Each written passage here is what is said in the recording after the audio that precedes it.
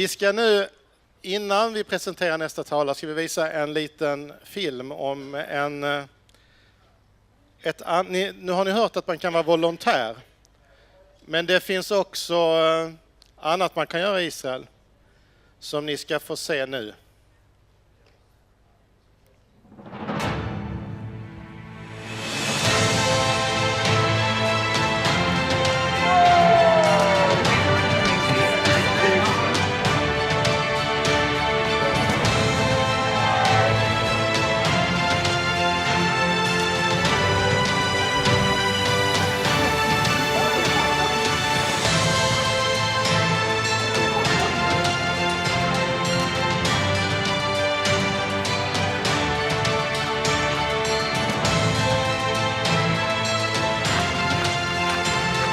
I'd like to personally invite you to join me on Walk Israel. It's great fun, it's international, and it's for a great cause, helping Israel's youth.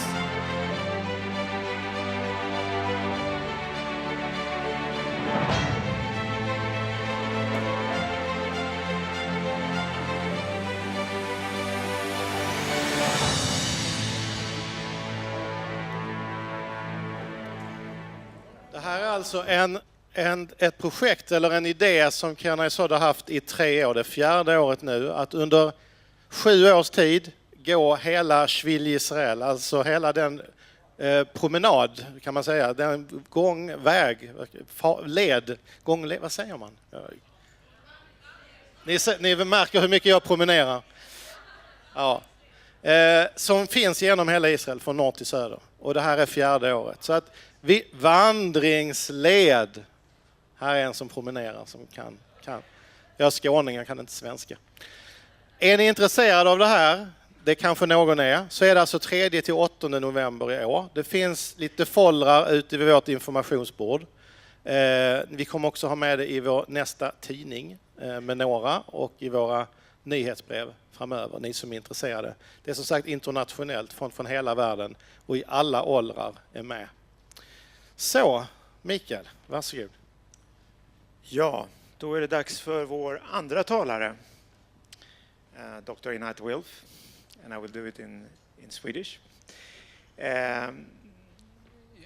You will also introduce yourself a little, I think, or no, not much. Okay. Så då kommer jag säga så här, vi är jätteglada att ha Dr. Wilf här. Hon har tidigare varit en member of Knesset för Labour. Hon är en politisk tänkare, varit med i flertal olika think tanks och funderar mycket på hur man får fred i Israel. Vad är det som gör att det aldrig blir fred? Så det här är någonting som sysselsätter israeler. Vi har pratat om säkerhet och vi har pratat om the situation. Det är de 2 sakerna vi har här idag och det är det som sysselsätter israeler idag. Så vårt andra pass här kommer att handla om the situation. Hur kommer man vidare? Hur kan Israel få fred och vad behövs för det? Please to introduce you, Dr. Wilf, Einat, and to the stage. Okay. And you I have my mic. Great. Wow, very strong lights. Okay, well, good afternoon. It's a true pleasure to be with you here today with so many committed people. It's an honor. So I decided that since you hear so much about Israel and about the conflict, in the next about half hour, I'm going to settle it all for you and make it really easy. I'm going to tell you what the conflict is really about and how it's going to end. So, Thomas. So, in order to tell you a bit about that, I have to tell you a little bit about how I grew up and how I began to even think about this issue. So, I was born and raised in Jerusalem, in a neighborhood called Beit HaKerem. I like to describe it as humdrum, boring neighborhood, nothing holy. You know, when people think of Jerusalem, they always think of the 1 square kilometer that I fondly call Insanity Central. But Jerusalem is about 100 times that size. And it's many residential, normal neighborhoods, and I grew up in one of them. Beit HaKerem, when I grew up in it, was very much associated at the time with the Labor Party. I would guess here would be the equivalent to the Social Democrats. The Israeli left, the Israeli labor. Where I grew up, we did not know people who voted Likud. In fact, we could not imagine that such people existed and that they were decent people. I think the 2 children in my neighborhood whose parents were suspected of voting Likud, we didn't play with them in our annual sukkah. So basically, we were very clear on where we stood. As I grew up and I adopted the views and grew up into the Labor Party, I adopted what became throughout the 80s and 90s the main premise of the Israeli Labor Party. It was actually a mathematical equation, which basically said that in order to achieve peace, Israel has to hand over land. It was an equation, land for peace. Really simple. Israel will hand over land it acquired as a result of the 1967 Six-Day War, the Golan Heights in the north, the Sinai Peninsula in the south, the Gaza Strip, the West Bank. It will hand over these territories and in return should expect to receive peace. Simple, mathematical. For a while, this seemed to work like a charm. I was one of the children in Jerusalem that they took out to wave flags as Anwar Sadat's, the Egyptian president's motorcade, traveled into the Israeli Knesset. Shortly thereafter, Israel negotiated the classic land for peace deal. Israel handed over the Sinai Peninsula, and we signed a peace agreement with Egypt. We can discuss 40 years later today whether what we have with Egypt is actually peace, but at the time, we handed over the land, we got a peace agreement. Mathematical. Throughout the 90s, there was a feeling of a domino of peace. One after the other, we were negotiating based on that formula. We were negotiating with Assad over the Golan Heights. We made peace with Jordan after Jordan decided not to claim the West Bank. And we negotiated with the Palestinians towards a final peace agreement over the West Bank and Gaza. Now, I know that today many of us look back in the 90s at how naive we were, how could we have been so blind or so stupid. But for a moment, I want to remind all of us what the 90s felt like. During the 90s, everything that seemed impossible suddenly happened. The Berlin Wall fell down. The Soviet Union, that empire, collapsed like a house of cards. Remember the Sovietologist? Remember that profession? The day before they said it was impossible, the day after they said it was inevitable. So that happened. And apartheid in South Africa came to an end. Northern Ireland signed the Good Friday Agreement. So in that context, did it seem really so far-fetched that in our little corner of the world, we too might achieve what previously appeared impossible? And all of this feeling of the 90s, of the end of history, of everything is possible, came to a head in 2000, the pinnacle.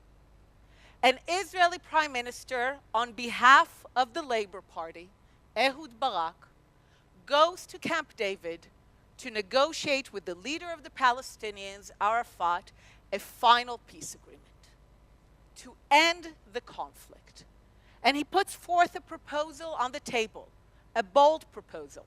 Some would say now reckless. A Palestinian state in the West Bank and Gaza, capital in East Jerusalem. They could have had their state. It's on the table. And the word yes is nowhere to be heard. This happens later in 2008 with another Israeli Prime Minister, Ehud Olmert, gives an even more far-reaching proposal, and again, the word yes is nowhere to be heard. Now, this was very confusing and baffling to many Israelis. What's going on? We had a formula. It was mathematical. We hand over land, we get peace. We also made an assumption that the Palestinians were a people fighting for an independent state. We thought they were a movement of people seeking a state. And if that's the case, then why did they not say yes when they could have had a state? Because in our understanding of history, a people who want a state say yes. Now, why was this our understanding of history? Why did we make that assumption? Because this was our history, the history of Israel, of the Jewish people, of the Zionist movement. In 1947, the United Nations proposes partition to divide the land between the Jordan River and the Mediterranean Sea into a Jewish state and an Arab state. Jewish and Arab, two peoples, two nations, not religions. Jewish and Arab. Now, when you grow up in Israel and you hear about partition, there are certain images that are etched in your mind that are associated with that moment. We see videos in black and white or pictures of families huddled by the radio, listening to the votes being tallied from the United Nations General Assembly. Yes, no, abstain. Spontaneous eruption into horror in the streets when we understand that the vote has passed. We have the newspapers crying out, a Hebrew state, a Jewish state, Medina Ivrit. We think of it as a moment of joy. But think for a moment what the United Nations actually was telling to the Jewish and Zionist leadership. It was telling them, we, the heir of the League of Nations, the body established after the end of World War I that was responsible for carving out the Ottoman Empire to various mandates, we, the United Nations, the heir of the League of Nations, we know that you were promised by our ancestor the entirety of the land between the Jordan River and the Mediterranean, but we're sorry, it's not working out. So you know what? You'll get half, mostly desert, the Negev desert. And we know that you're called the Zionist movement, but no Zion for you guys. No Jerusalem. Jerusalem, Beit Lechem, 100 square kilometers, will belong neither to the Arab state or the Jewish state. And we know that you're called the Jewish people, which I believe in every language except English and French is the Judean people. You're the Yehudim, Yehudi, Judaya, Jude. So you're the Judean people, but Judea, the cradle of your civilization, will be almost all of it in the Arab state. So, what do you say? You get half of what you were promised, mostly desert, and the two symbols of who you are, Zion and Judea, are out. What do you say? And of course, in one of the most remarkable moments in the life of any revolutionary movement, the Zionist leadership says yes. Because at the critical moment, when the question was to be able to have a state, to be sovereign, but it came at a price of having much less than what we hoped for, the decision was clear. We shall have our state. We will be sovereign. We will have our liberty, and we will finally be masters of our fate. So when the Palestinians would not say yes to two in 2000 and 2008, we're not talking ancient history of 1947, to two clear and distinct opportunities to have a state of their own in the West Bank and Gaza, when they could not say yes to that, the question emerged. What do they want? What is it that they want? Because the people who want a state say yes. And not only did they not say yes, what followed was the descent into something that was misnamed the Second Intifada, but was really just bloody massacre. I'm sure many of you will remember. For me, growing up in Israel, this was the darkest time to live in Israel. There was a sense that if you were leaving your home, you were playing Russian roulette with your life. If you stood in a street and a bus passed by, you could only hope that it didn't blow up. If you sat in a cafe, it became an act of resistance, because who knew if you would come back home? Entire families were blown to bits in cafes, in hotels, in the streets, in buses. Bloody massacre. And where was that happening? This was happening in Netanya, on the shore. In Haifa, on the shore. In Tel Aviv, literally on the shore. In Beersheba, in the desert. Not the settlements, not the territories, nothing controversial. Families were being massacred within what we are told is legitimate Israel, within the 67 line. Minutes after the Palestinians could have had their state. So what was going on? During that time, I was invited to meet Palestinians who were considered moderates. I was considered an Israeli of the peace camp, a moderate. I had checked all the boxes. I worked with Yossi Beilin, the architect of the Oslo Accords, with Shimon Peres, the recipient of the Nobel Peace Prize. I was a member of the Labour Party that continued to support two states. I continued to support it. So I checked all the boxes of a member of the Israeli peace camp. And I was asked to meet my Palestinian colleagues who came from the same camp. Over several weekends we met, and very quickly I realized that their moderation was a sense of resignation to reality. They told me things like, we get it, you're here, you stole our land, but you're powerful and you're here. Someone was not even so resigned. She told me, you were born here, so we will not send you away. I remember thinking, thank you.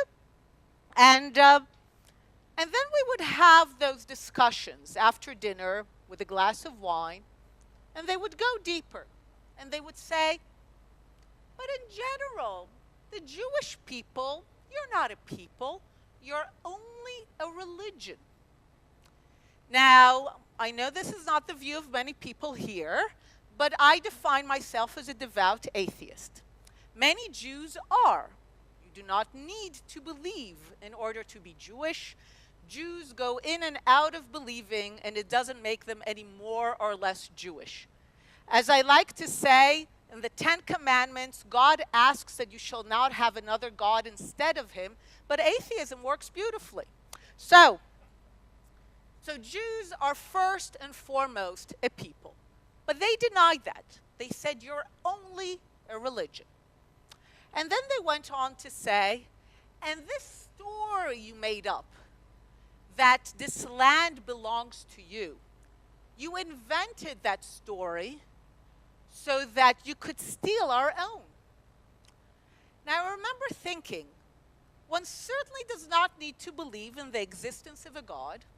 One certainly does not need to be Jewish to appreciate that one of the most continuous, longest-standing, historical, cultural, in ritual and in practice, relationship between a people and a land is between the people of Israel and the land of Israel, between the Judeans and Judea.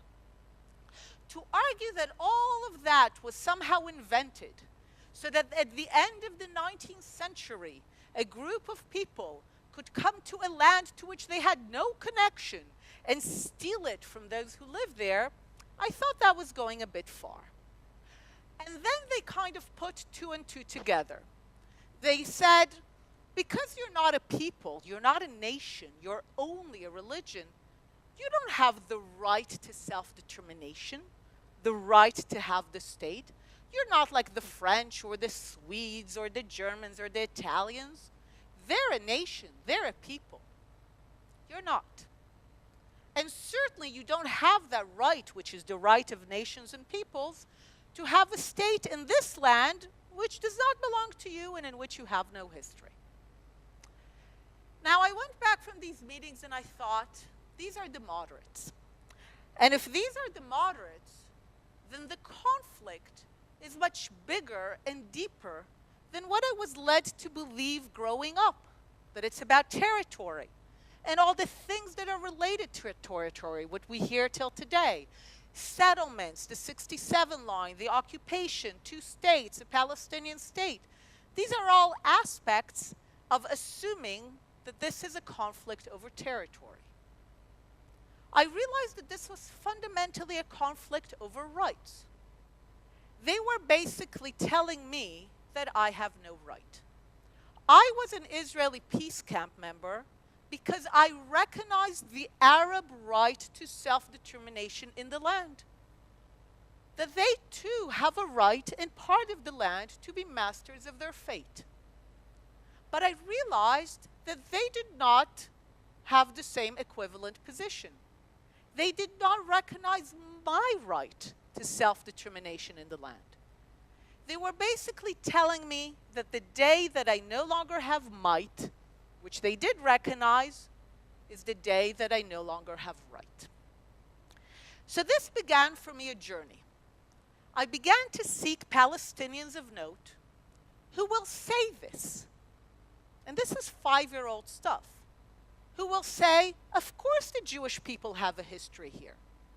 They are not foreigners and we're not foreigners. This is why we need to divide. They can't have all of it, we can't have all of it. Really 5-year-old stuff. And after years of writing about it, seeking, looking for a Palestinian who will say that the Jewish people also have a right, not a superior right, not an exclusive right, but an equal right to self-determination in the land. I found one remarkably courageous individual. In parentheses, I'll have to tell you, I told this story many years ago to a right-wing colleague of mine about finding that one courageous Palestinian who will say that. And he said, let me tell you a joke, Einat. 2 people die on the same day. One goes to hell, one goes to heaven. After a while, they meet. The one who went to hell looks emaciated, haggard, really as if he's been to hell. The other guy also looks the same way, very thin, and he asks his friend, the one who was at hell, asks the friend who went to heaven, how come that you look like me? He said, look, I arrived in heaven, and the note said, welcome to heaven, but we can't bother to cook for one person. So this was what my right-wing friend said about finding the Palestinian who said, you have the equal right. So I began to think, why one person? Why only one courageous Palestinian will say that? I don't need courage to say that in Israel. I have prime ministers, parties that say that. I say I support 2 states, we need to divide the land, they're not going anywhere, we're not going anywhere. I don't need courage to say that. Why does a Palestinian need courage to say the same thing? Now, I don't believe in the notion of good and evil among collectives. Maybe in individuals, even hardly. But the notion that one can say, the Jews are evil and the Arabs are good, or the Arabs are evil and the Jews are good, that has zero explanatory power. So, why did the Arabs have such difficulty in acknowledging my rights? And the more I thought about it, the more I realized that what we're asking the Arabs to accept is a lot. Think for a moment what we're asking the Arabs to accept. We're asking them to accept that a people have come home after 2,000 years. Now, who does that, right? With all due respect. Who comes home, knocks at the door, rings the doorbell, and says, honey, I'm home after 2,000 years? We can appreciate for a moment how crazy it is. Now, let me be clear. I think that Zionism is one of the world's most inspirational ideals. A people persecuted, marginalized, discriminated against for centuries, millennia, find within them the power to rise up, to claim their dignity, their equality, to restore themselves in an ancient homeland. I think it's one of the greatest stories of humanity. It's inspiring. But I do acknowledge that in this world, inspiring and insane are very close. It's a crazy idea. When Theodor Herzl published Der Judenstaat, the book, the manifesto of establishing the modern state for the Jews, it was the talk of Vienna. Vienna was a very Jewish city at the time. Everyone talked about this new book in the cafes of Vienna. And everyone agreed on one thing. Herr Herzl has gone insane. That was clear. So we need to appreciate how crazy it is. Anywhere on this earth, if a blue people came to a green people and said, honey, I'm home, after 2,000 years, it would be a conflict-making situation. So that's one crazy thing we expect the Arabs to accept. But it's not just a green people and a blue people. It's the Jews. And that matters. Why does it matter that it's the Jews who are saying, honey, I'm home after 2,000 years? Because by that time, by the 19th century, the region has spent over 1,000 years being Arab and Muslim, ever since the Arab and Islamic conquests of the 7th century. Now, who are the Jews in Islam? I like to say they got the first book right, but not the sequels. So, what is the position of the Jews in Islam? They can be somewhat tolerated as people of the book, but never as equals. Never as equals of the Arabs, never as equals of the Muslims. They are relegated to the margin of society. There is institutional discrimination against them. There are markers and symbols that make it clear that they are not equal. They are lower. My favorite example is that Jews in Islamic states could not ride a horse. A horse was a mark of dignity. They could ride a donkey. So it's very clear that they are not the equal. Now, these people, which the world of Islam and the Arab world was already used to over 1,000 years of seeing them as their inferiors, as lower. Those people are coming back and looking them straight in the eye and saying, no more, we are your equals. That never goes over easily. I had a short political career, but it was long enough to learn one lesson, and I call it the only lesson of politics that matters. And this is the lesson. No one in the history of mankind ever gave up power voluntarily. Doesn't happen. If you want power, you take it. And they're going to try to take it back from you. And when you claim equality, it means that you are demanding power. More power than you had before. I do a lot of work on comparing feminism and Zionism, showing how it's basically the same thing. Women, Jews, being on a lower place in society, daring to rise up one day and claim their equality, and there is backlash. The answer is never, oh, please be my guest. There is always an effort to put, whether it's Jews or women or any other group, back where they belong. So this is the second thing we need to understand. We're expecting the Arabs to accept that people that they believed were already heading out of history, having failed to accept the final prophecy of Muhammad, a people lower, miserable, inferior, relegated to the margins of society, they come back as equals, as powerful. That has to be resisted. Now we're asking the Arabs to accept these two crazy ideas, the return of the Jews after 2,000 years, in a way that challenges their entire system of society, their legal system, their social system. And we're asking them to do so when we don't have the numbers and they do. One of my favorite statistics is that in 1948, when Israel declares independence, there are 600,000 Jews in the state of Israel. The ratio of Jews to Arabs on Israel's independence is 1:50, 50. So what do? We ask Jews from all over the world to immigrate, to make aliyah. Great success. Over the next decades, more than 3 million Jews come. We make a whole lot of babies. Israel is the most fertile OECD country. So, great success too. We are 10 times our numbers today. The ratio of Jews to Arabs in the region today is 1:60, 60. So they've been busy too. So, this shows that with all due respect to babies and aliyah, we will never procreate or immigrate our way out of these ratios. This is a dominant Arab and Islamic region, and it will remain so. So, when you put these three together, this is the conflict. A people with a crazy story of coming home after 2,000 years, in a way that challenges the entire civilizational structure of the dominant civilization in the region.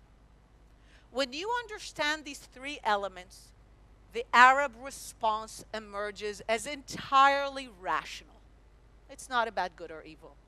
Of course they're going to say, "Who are you? Leave, get away. What's this crazy thing? Out." Of course this is going to be the response. It makes perfect sense. It's rational. They're the dominant civilization. Why would they compromise with a small people with a crazy story that challenges everything that they are? So if this is the conflict, if this is really what it's about, how does it end? It ends quite simply based on the outcome of a race, depending on who wins that race. And it is a race that we are currently engaged in and have been engaged for over 100 years. I call it a race of mutual exhaustion. Who will exhaust whom first? They are trying to exhaust us into leaving, quite clearly. To leaving, to disappearing, through repeated military invasions, terrorism, economic boycotts, intellectual warfare, legal warfare, UN condemnations. They're trying to get us to say, seriously, not worth it, we're out of here.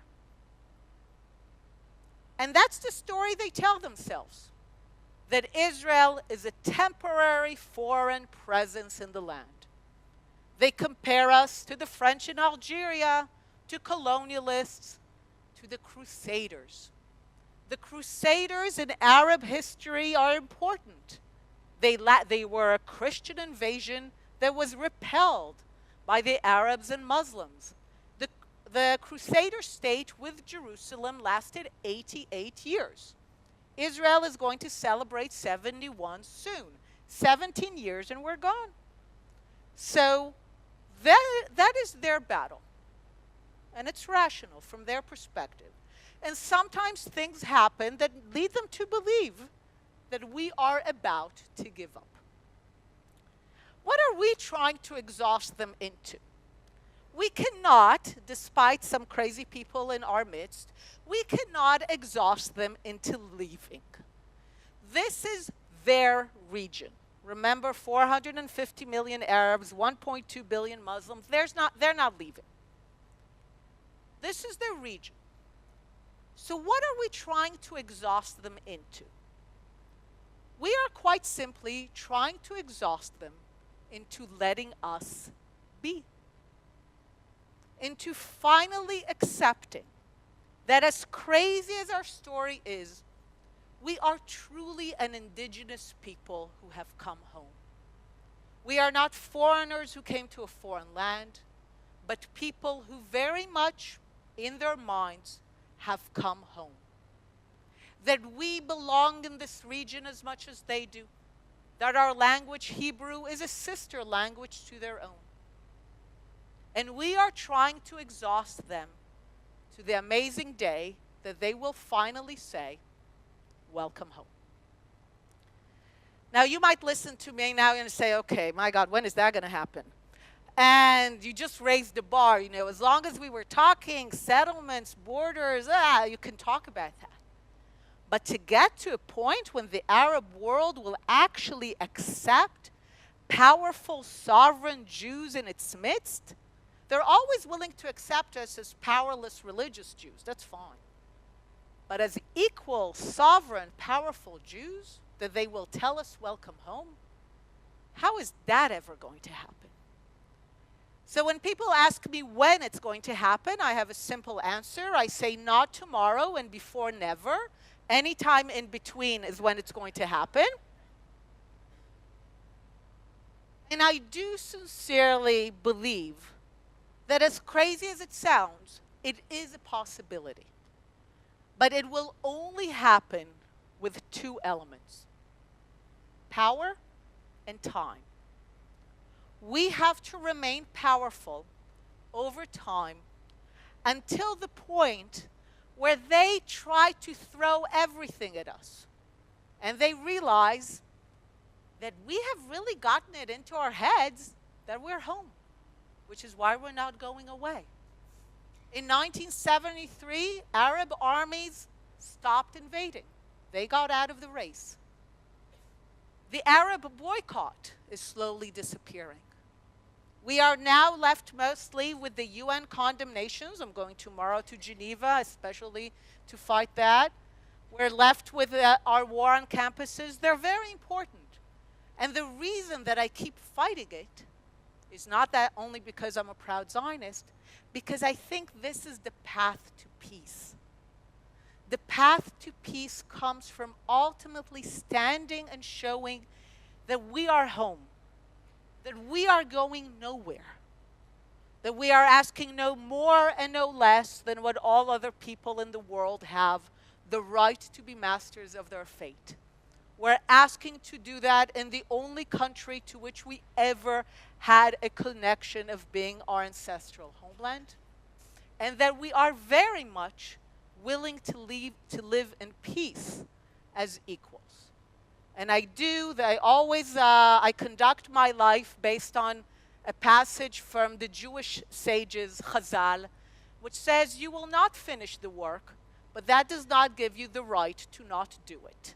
So however long it takes, this is what I devote myself to. And I sincerely believe, however long it takes, one day they will tell us, welcome home. Thank you.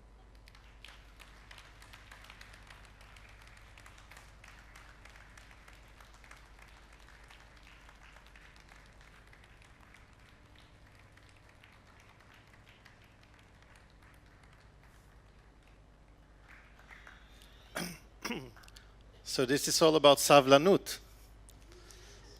Have to be patient, right? Actively. So we have the solution. That's nice, isn't it? I think we should leave a few minutes for people to Please do. To comment or to ask you questions. Please, anyone wants to See someone comment? here? Yes, Max. One thought and one question. Defining the Jews as indigenous people, that's a new thought to me.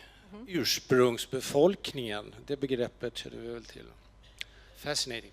The question, you talked about Palestinians and Arabs and Palestinians. Now, Israeli Arabs, are they really sharing your perspective of the Palestinians? So first of all, to your comment, yes, I think it's incredibly important to speak of the Jews as an indigenous people. It's very important, and I think it's one of the messages that we do not sometimes bring up enough, and it's one that I think is very important.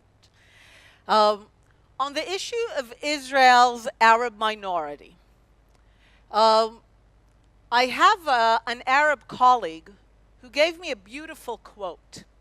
He says that if you want to understand the relationship between Jews and Arabs within Israel, within the 67 lines, within the sovereign state of Israel, you need to understand that within the state of Israel, the Jews are the numerical majority, but in their minds, they're the minority.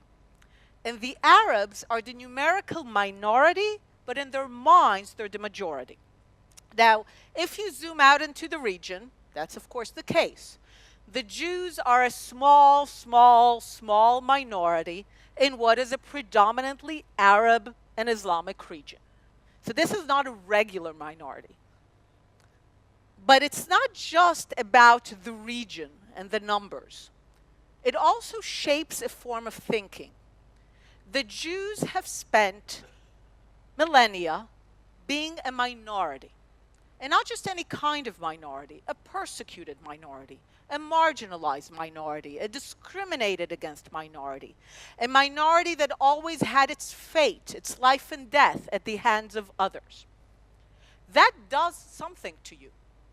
That shapes who you are. Much of what it is to be Jewish was shaped by that experience.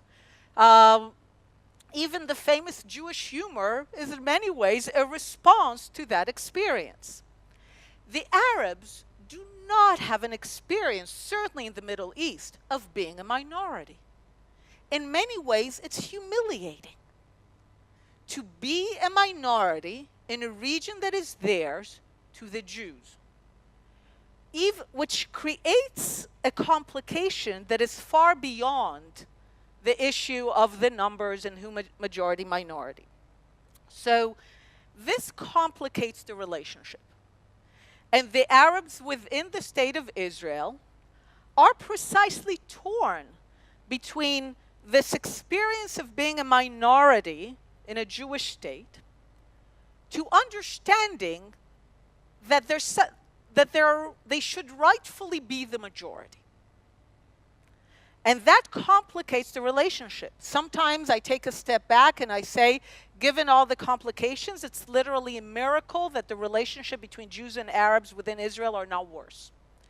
So I do think that over time, some good things happen.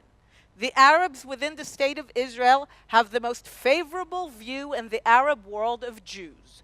Granted, it starts from a very low base, but they have the most positive attitude. So they are the ones who are most able to witness the question of whether the Jews are really serious about being there. And I think over time that might have an impact. At the same time, they are influenced by the knowledge that they are part of the majority. And think what that means. If you are used to being on top, and suddenly you're a minority among those who were once lower, even if you're equal, even if you can show that all the laws are equal, something feels wrong. You feel discriminated against. There's a great phrase that goes around the internet that says, to those accustomed to privilege, equality feels a whole lot like discrimination. So even if you could really go law by law, and you would demonstrate that Israel does not discriminate against its Arab citizens, a sense of discrimination, a feeling of discrimination would still persist because in their view there is something deeply wrong with the status of an Arab minority in a Jewish state. So in a different way, that is also part of the bigger race or battle of mutual exhaustion until where we get to the point that there is an acceptance of our legitimate right to be a sovereign people in the land.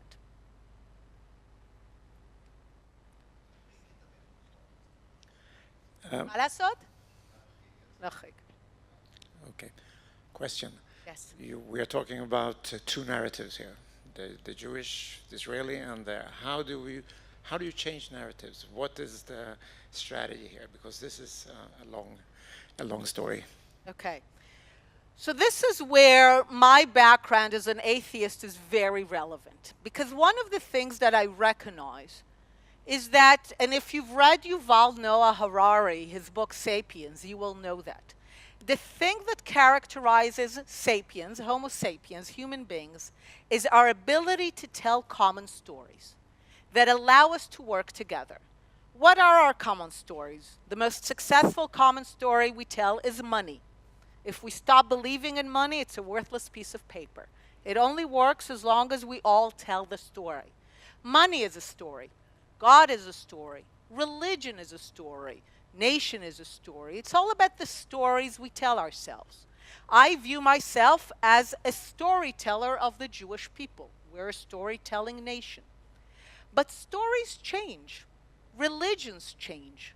Interpretations change. We can look at the history of religions and nations and peoples, and they've always changed their story. But the brilliance of those who change their story, let's say a religious leader changes a story, what they do very well is they change the story and then they say that's how it really was always. That's what God really meant. And then people say, that's how it, and this is how you can begin to introduce sometimes feminism in religion or changes. You say that's actually how to truly interpret the words of the text.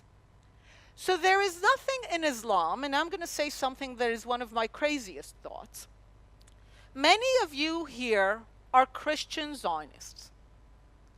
Now, if you know enough about Christianity, love of the Jewish people was not always part of Christian history. Now, the fact that we have a powerful movement of Christian Zionists is testimony to the ability to reread and reinterpret ancient texts in a new light, and to say, no, actually being Christian does not necessitate hating Jews, it actually necessitates loving Jews, supporting Israel. That's a massive change, and it's a change that has been very critical to the Balfour Declaration, to the support that we get in the United States today. This is an example of a massive change in one of the biggest cultural and religious systems in the world. The same can happen in Islam. There is nothing in the texts of Islam that prevents one interpreter or many interpreters of Islam saying, why do we actually have a problem with the Jews? We accept all three texts. The Jews belong in this land. This is part of our tradition. This is part of our religion. You only need to reread certain texts to say that. So the idea of Islamic Zionism, as much as I'm sure you think, okay, they really brought us someone a little crazy here, but if you look at the history of Christianity and the changes, there is absolutely no reason that such a change will happen. The change will happen as a result of interests, not because people listen to Einat and think, interesting. No, just like Britain became a major Christian Zionist country when it was in its interest as a result of the empire and the dissolution of the Ottoman Empire to claim its role in the Levant. So Christian Zionism became very powerful in Britain. When it becomes an interest of Arab and Muslim countries, and we're already beginning to see the very, very beginnings of it, you will begin to see people speak differently. I already collect examples.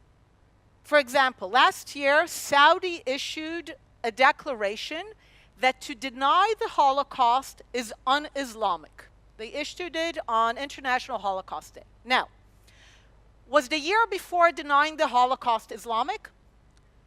You see that they're saying something very interesting. They're redefining a value, Holocaust denial. They're not saying it's bad, unethical, not nice. They're saying it's un-Islamic. They're defining it in terms of the dominant civilization. Already you're beginning to see people go on Kuwaiti television or somewhere in Dubai and say, actually, what's the big deal? Islam believes in the three scriptures. We should accept the Jews. Still, the dominant narrative is of Israel as a foreign, temporary entity that will one day disappear like the Crusaders. That's still the dominant narrative. But it can change. And it changes, and it will change. Once it changes, it will not be people saying, oh, we lost to the Jews, let's go home. They will begin to change it from within. They will begin to describe it as Islamic, as Arab, as part of their value system, something that is honorable, something that is desirable, something that will make Islam great again. That's how they're going to tell the story, and then accepting us will be part of it, and it can be done however long it takes. But if you look at the scope of human history, it's done again and again and again every day. I'd like to ask something which belongs to the future, but could be the very near future. Well, as a part of the exhaustion between the two nations, the Arab nations and the Jewish nation, probably will come a day where the Palestinians might declare a state without making any agreements with the Israelis. And the day after part of the religious stuff in their declaring of a state, or let's say dismantling the Hamas, they will declare what you call a financial collapse. And then they say, you guys are responsible, you take care of it, to the Israelis. How would Israel react to it? So first, once we understand the big picture, and this will be my last answer since I have to make a flight, to catch an airplane. Once we understand that this is the big picture, I think everything falls into place as tactics. The Palestinian state has been declared by now, I think, 5 times. This country, Sweden, has recognized that state as existing. And yet, you know, we're still in that battle. In many ways, a lot of the work that I do is to come to countries like Sweden and to say, you're not helping.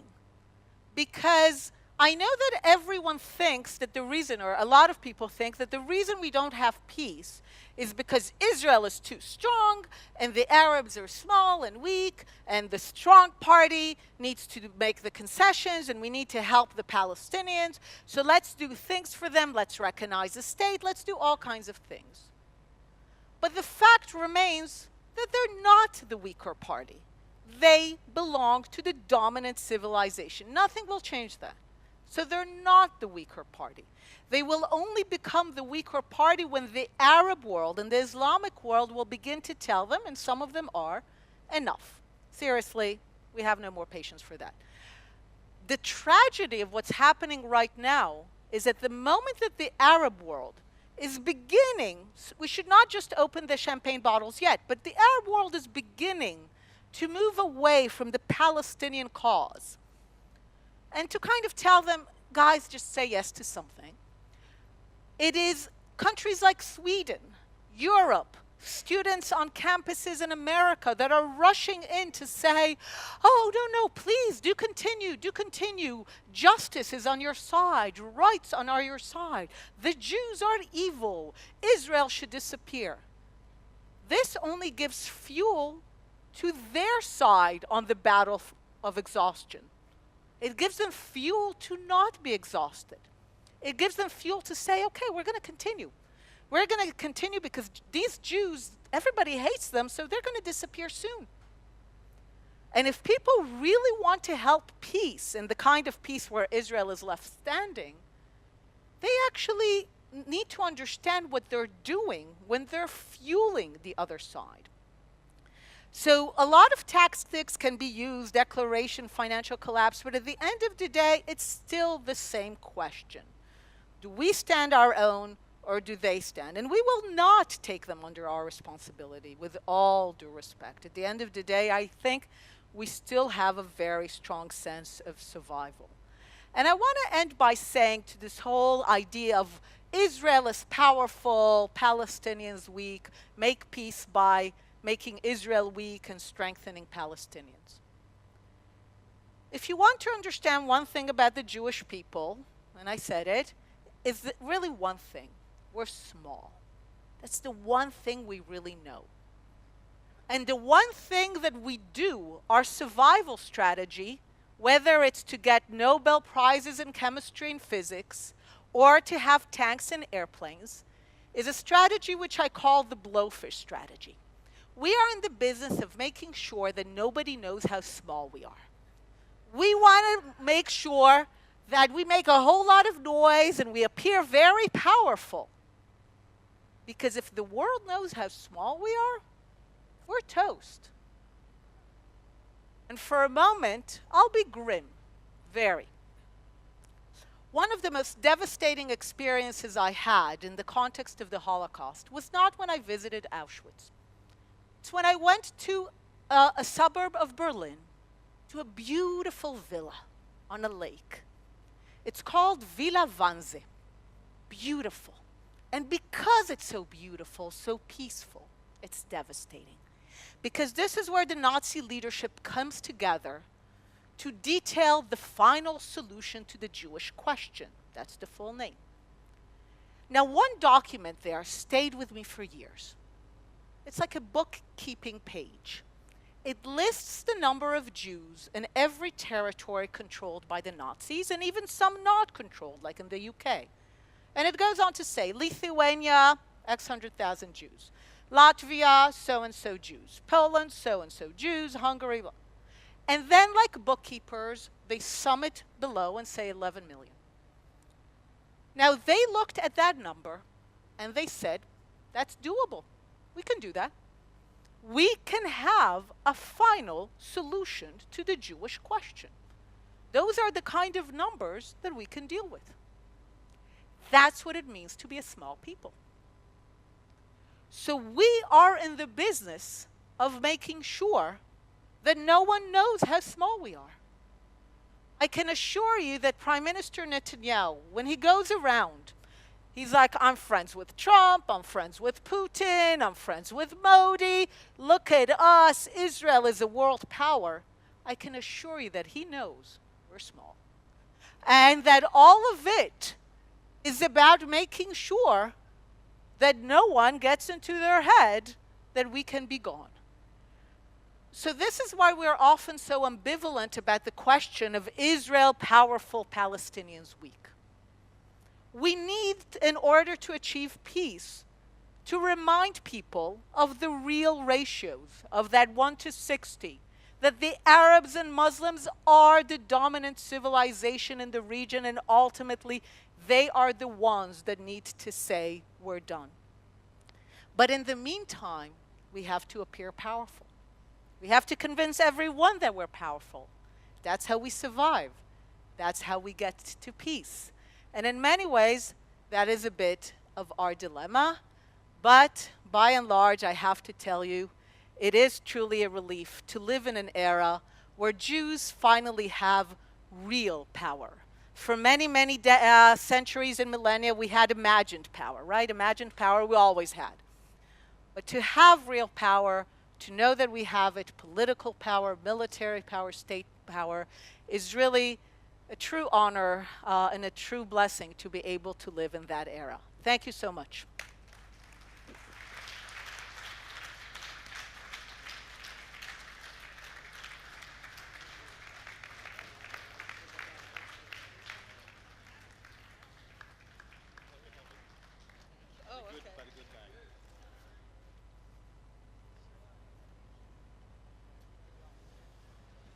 Okay, so now we all have to remember to keep the secret, okay? The Jewish people is small, remember. Not powerful, not big, not fantastic, small. Yeah, fantastic, but small. So thank you, Einat. You have to run to a flight. Yes, thank you.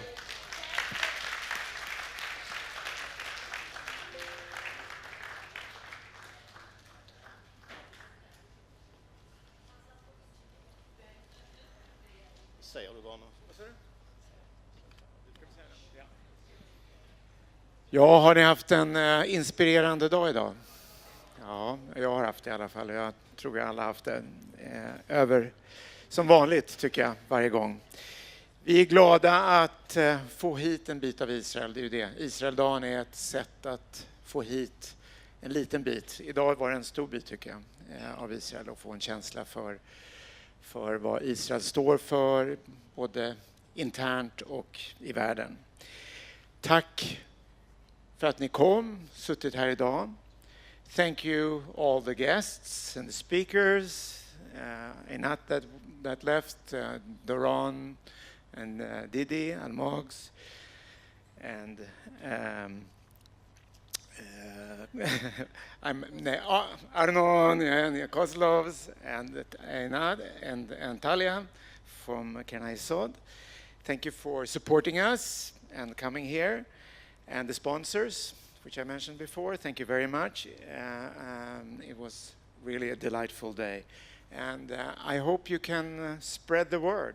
This is it. Spread the word, what you learned today. That's what's important. That's why we do this. And don't forget, we had this wonderful presentation earlier today to support and say it was really worthwhile for him to come here. And we already in the break discussed how we can work with volunteering and that Karen Hayesod can be a partner to get young people to Israel. And it's something we will work on. We already started that, and now we got even more inspired. So thank you, everybody, and have a good evening. Bye.